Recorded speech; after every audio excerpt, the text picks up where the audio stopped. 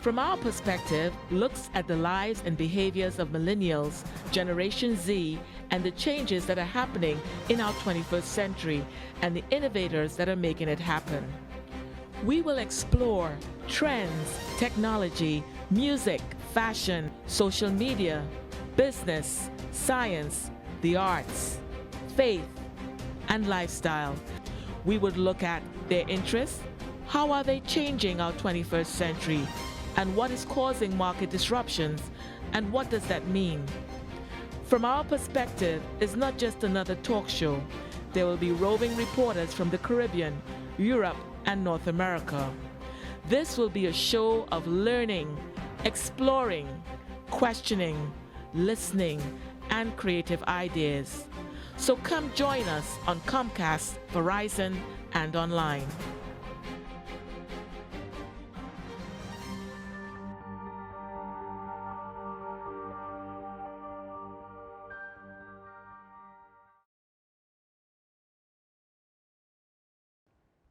My name is Michelle, and this is my story.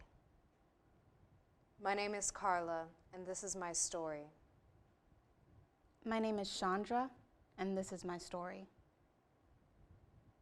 So when I was 16, I was pretty wild. My mom wasn't home a lot, and I was an only child, so I would party with friends and hang out of the house all hours of the night. And one night I had met this guy, and he was 29 when I met him, and I mean, he was great. All the girls were jealous. My own friends were kind of mad that he had been so interested in me, but he was able to give me experiences. I mean, other guys my age couldn't. He would take me out all the time. We'd go to expensive restaurants. He'd buy me these gifts, and it was really great. But he would always remind me of all the things that he would do for me.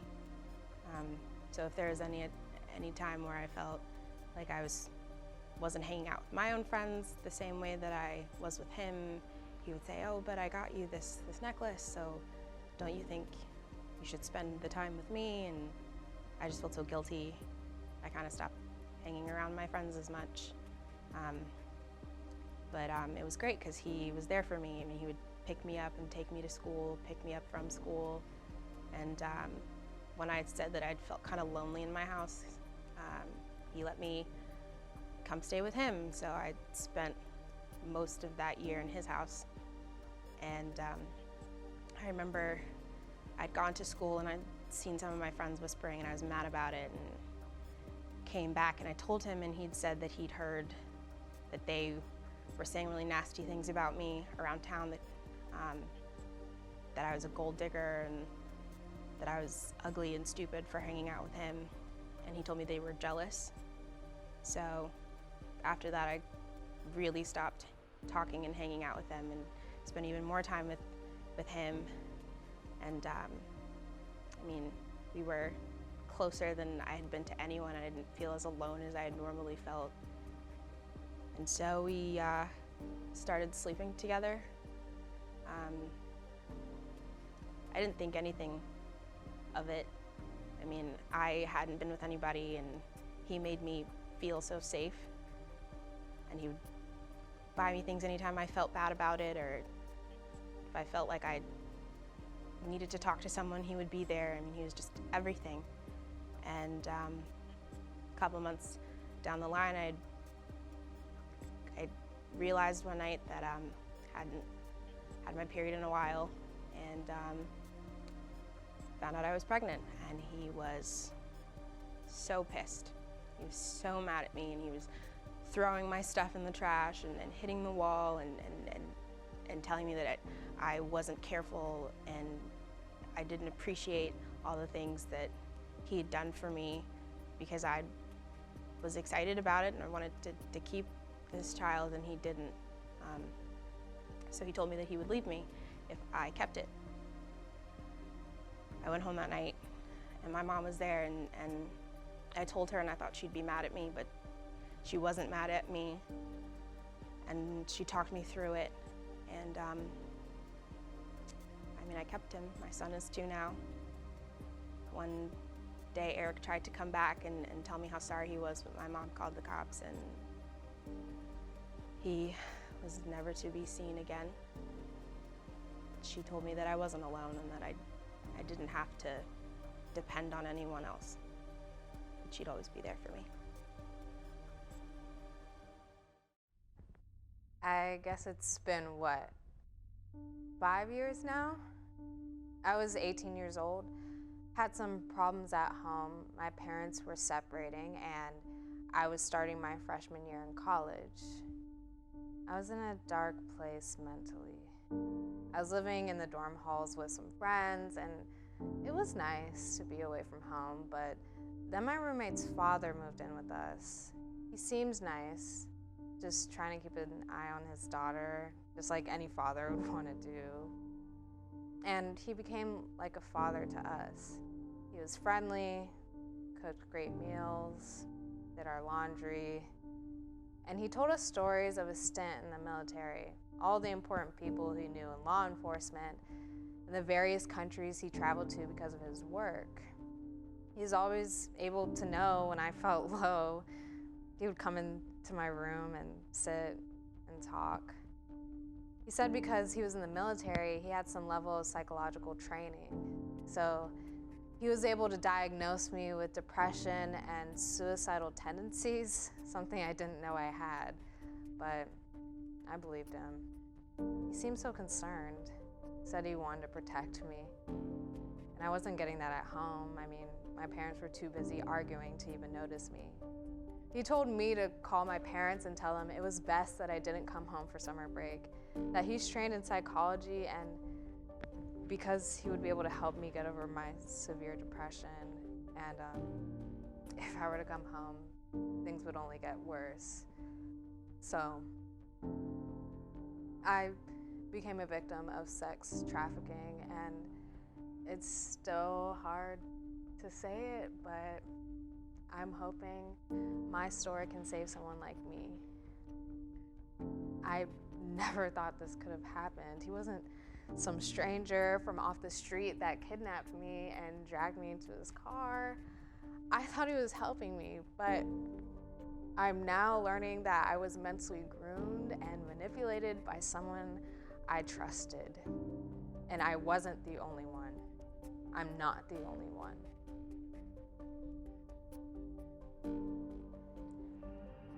After my parents' divorce, I moved to a new city with my mom, and I started 10th grade in a new high school, which was a very awkward time because everybody kind of already had their friend groups, and I'm not very good at making friends, so I was very lonely for a very long time. The only time people noticed me was in class when a teacher would point out my work or when I'd get a really high grade on something. And so people would often want me in their groups and reach out to me then. And I kind of felt used, but it was also nice to feel seen once in a while. And one time I was working in a group with a girl who was one of the more popular girls, and she genuinely seemed to like me and want to get to know me. And she invited me to eat lunch with her. And I was very excited because I usually ate lunch by myself. And so eventually she would invite me to things, and she invited me to a party. And of course I said yes because I'd never been invited anywhere before.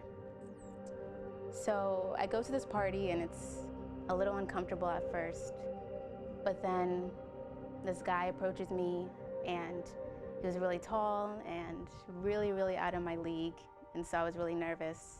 But he offered me drinks, and I didn't want to be nervous anymore, so I drank them. Eventually I got a little too drunk, but instead of him taking advantage of me like he could have maybe, he offered to drive me home, and he took me home safely, and I thought to myself, this is a really good guy. So in school, he found me and he got my number, and we just talked every day. And I had friends to sit with, and I just felt like this this time was like a honeymoon period in my life where I had friends, I had a guy who was actually into me, and it felt great. They did, though, oftentimes, they would ask me to do work for them. Like, he was on the basketball team, and he would say sometimes, like, you know, I'm always in practice, I don't always have time to do homework, so, you know, I would do it for him, and sometimes for his basketball friends. And, you know, I felt as though, you know, I didn't have much more to offer them besides, you know, being smart. And eventually when we did date, this guy, he would always pressure me and so like wanting to have sex, but I told him I wanted to wait. And at first he was nice about it, but later he would start saying like things that would imply that he could find another girl, or that maybe I wasn't giving him enough, even though I thought, you know, the homework and all of that would be enough. And when I would tell my friends, they would tell me that, yeah, like, you know, you're not the prettiest girl, so might as well just, you know, give him something else or else he's gonna leave you. And so I gave in. And he would have sex, and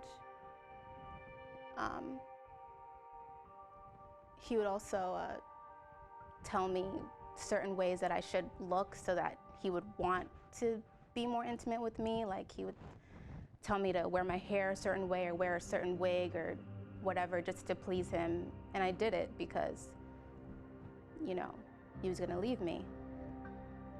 And I didn't want to go back to being that lonely girl. Eventually I got pregnant, and I told him, and he immediately told me that I should have an abortion.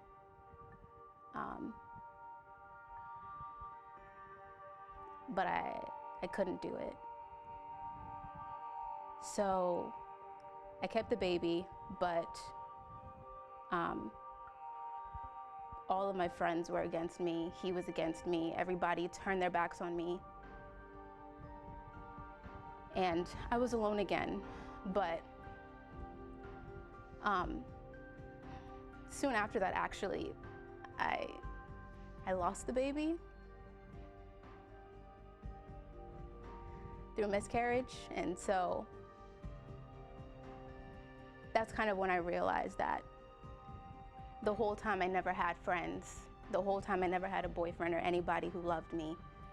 I was just being manipulated and used, and I let those parts of me that was craving for love or craving for attention, I let it get the best of me, and I refused to let that happen to me again.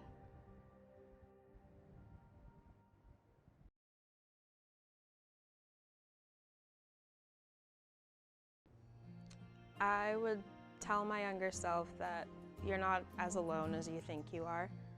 No one is perfect, so don't let one moment of emptiness or sadness dictate what the rest of your life may be.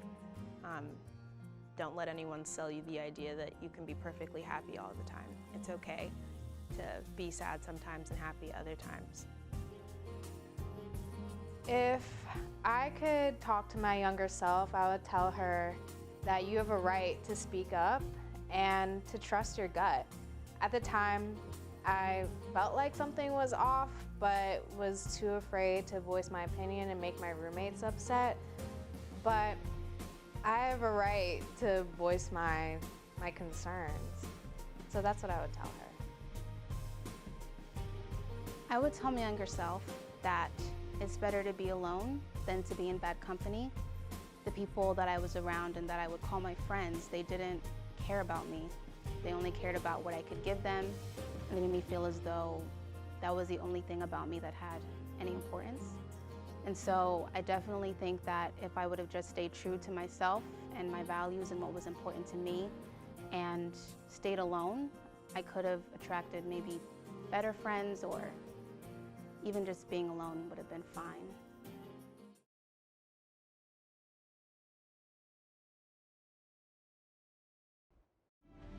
Self-worth to me is deciding that I have the power and value and importance to express myself however I want without feeling guilty or feeling that it's owed to someone else. It's deciding that I can be what I need to be for myself. At the time, I didn't have a very keen sense of self-worth, and I depended on him to make me feel like I was worth something. I depended on him to fix me as if something was broken, and I wanted someone to believe in me, not knowing that I could believe in myself, and that was enough, because I'm enough. And that's something I'm realizing now in going to therapy and a lot of self-reflection. I am enough. Self-worth to me means that my value is not in my body, it's not in my grades, it's not in anything that I can physically give to anybody, but it's just in who I am.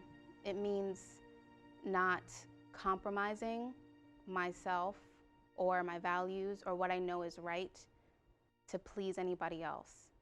And so I definitely wish that I maybe had or knew more about that when I was back in high school.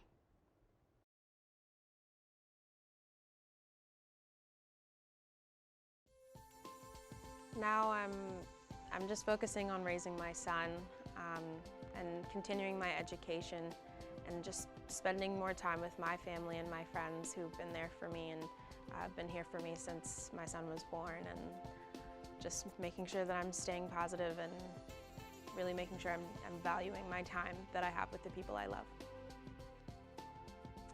I would say the future is really bright, yeah. I want to heal completely first, and I want to be whole, really assured in who I am. And I hope to go back to school soon. I just want to finish my degree in economics and move on. So for the future, I'm actually currently starting my sophomore year of college. And so I am studying pre-med to become a psychiatrist. I really do think that mental health is important, and being able to stay on top of that, stay healthy, maybe hopefully I can even be in a position to help other people and prevent them from being in the same positions that I was in, because I definitely want to also have some counseling and therapy experience as well.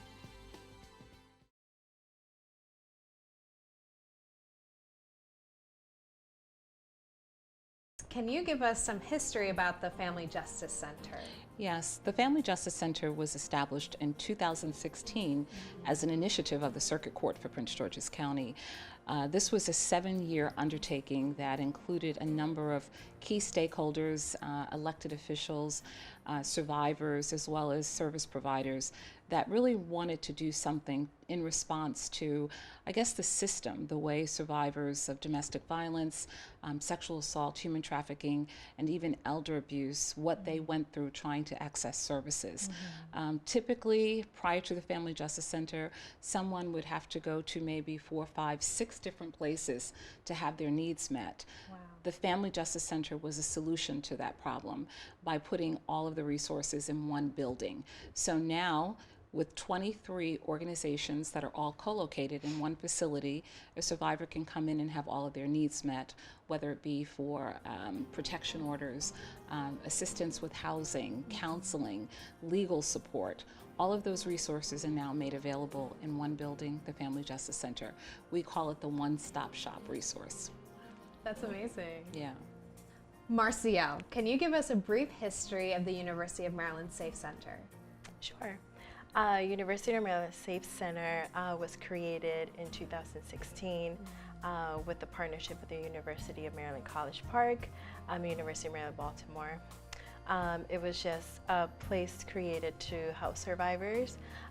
It's wraparound services. We provide case management, legal services, mental health services, and we recently added economic empowerment so we can help them find employment.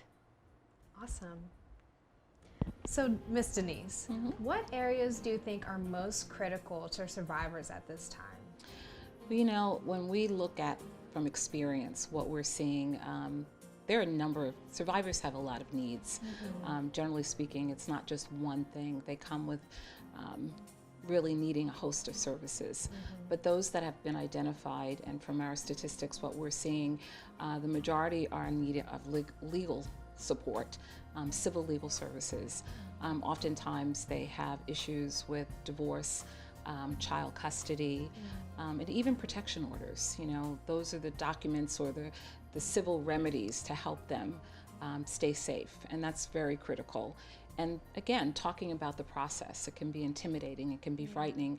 They don't understand the legal system, so just getting help with that. Legal assistance is very important. In addition to that, what we've also found is that many of our clients come in and they aren't able to necessarily sustain themselves financially. That's also reasons why they tend to stay in these relationships, because they aren't able to take care of themselves, independent of their abusers. So we find that they need financial support. We do that through the Department of Social Services, which offers financial cash assistance, even housing vouchers, which is another critical area, housing. Both short-term and long-term. Emergency shelter is there, but many people are not necessarily in crisis where they need an emergency shelter. They need a place to go where they can stay for a period of time. So we have a number of organizations in the Family Justice Center, again, that do provide assistance with housing, as well as hotel stays, things to help them get stabilized. The other thing, and this really, I should add, came about through a needs assessment. After 2 years, we wanted to know not only how we were doing, but what were survivors telling us they needed. And in addition to the housing, we also, and the legal, which again is very important, mental health services. We now have an on-site trauma therapist that provides individual counseling sessions with survivors. We also have a support group that's called Stay in Touch.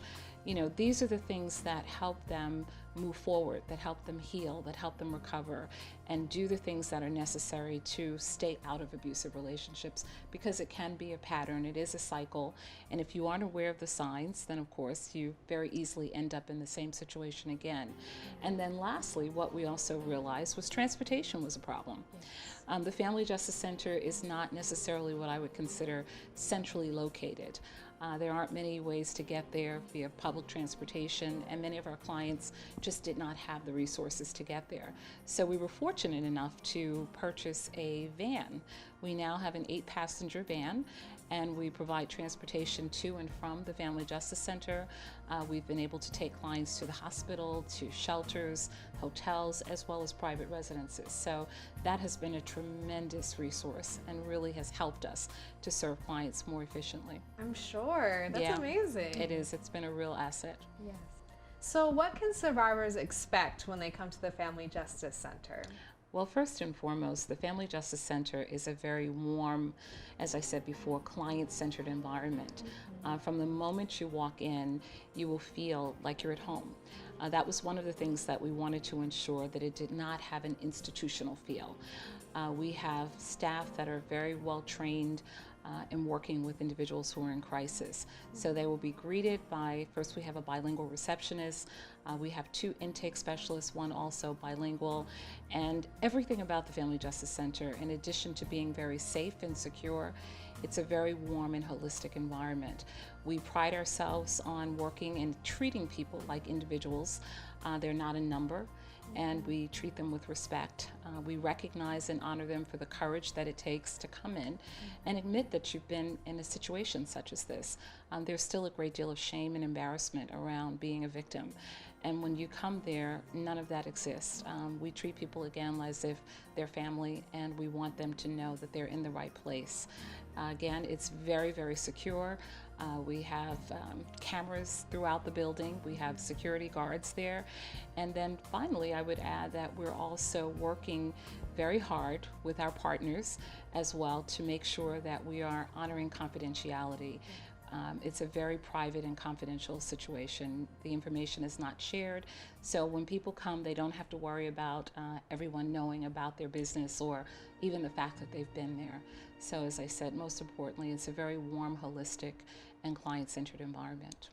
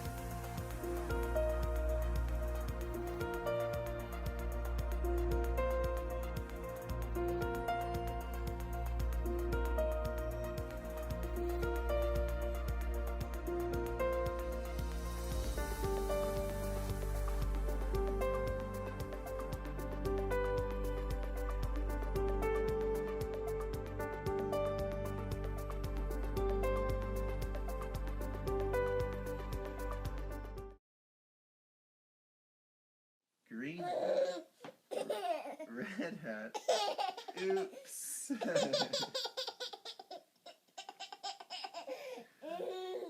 Red shirt, blue shirt, yellow shirt, oops. Yellow pants, red pants, green pants, oops.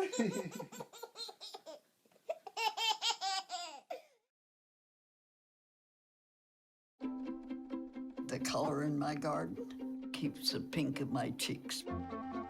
I was very independent and thought I could take care of myself. I fell and I had to have Meals on Wheels.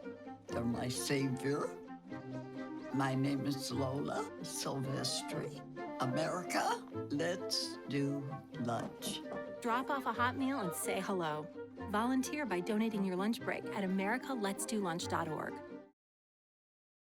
Hey, did you know 2.4 million loving cats and dogs in shelters and rescues need our help to find a home? Let's go to theshelterpetproject.org and meet a few who are in a shelter near you. Harlow, oh, she's one great listener who loves to hear all your stories. My kind of cat. Cerulo is a sweet, goofy boy who's eager to please. Sounds just like another dog I know.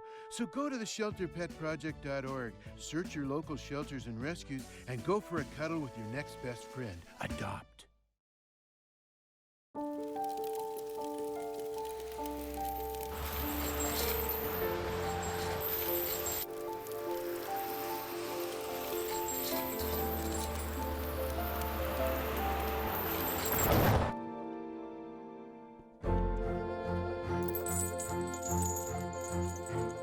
Did you know dragging chains can spark a wildfire?